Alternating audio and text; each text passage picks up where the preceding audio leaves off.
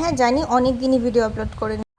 আমি সব কিছু ক্লিপ নিয়ে রেখেছি। বিয়ের জন্য এতটাই বিজি হয়ে গেছি, কলকাতা বাড়ি, কৃষ্ণনগর বাড়ি করতে করতে দিমাগ পুরো খারাপ হয়ে গেছে। এই দিন আমি সকালবেলা গেছিলাম হচ্ছে কলকাতা, খুব একটা ইম্পর্ট্যান্ট কাজের জন্য, যেটা আমি ক্লিপ শেয়ার এখন করছি না। ফার্স্ট সেদিন ভীষণ টায়ার্ড ছিলাম। বাড়ি আস্তে আস্তে অলমোস্ট 6:30 বেজে গেছিলো।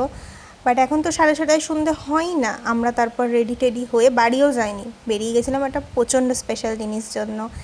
মেবি আপনারা গেস করতে পারবেন, বাট নাও করতে পারবেন, ভিডিওতে আগে দেখতে পারবেন। তো ওখানে আমরা পৌঁছে ডকুমেন্টেশনে সব কাজ করেছিলাম। এত টায়ার্ড থাকার পরও মানে কিন্তু পছন্দের জিনিস নিতে তো যেতে হবেই। আমি আমার হাজব্যান্ডকে ফোর্স করে নিয়ে গেছি লিটারালি। আর এইটা হচ্ছে আমাদের সেই বাইকটা।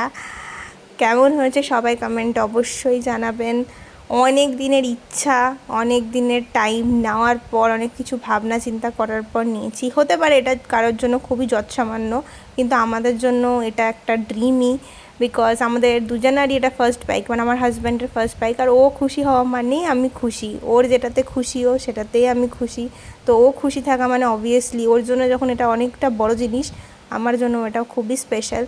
সবাই আমাদের আশীর্বাদ করবেন যেন আমরা লাইফে ভালো থাকি, ভালো জায়গায় একটা পৌঁছাতে পারি। আর কিছু বলার নেই। রাতে আস্তে আস্তে অলমোস্ট 10:30 11টা বেজে গেছিলো। তো বাইরে থেকে খাবার নিয়ে এসেছিলাম, যেহেতু সবাই টায়ার্ড ছিল, তো তাই জন্য বাড়িতে গিয়ে খাওয়া দাওয়া করে শুয়ে পড়েছি।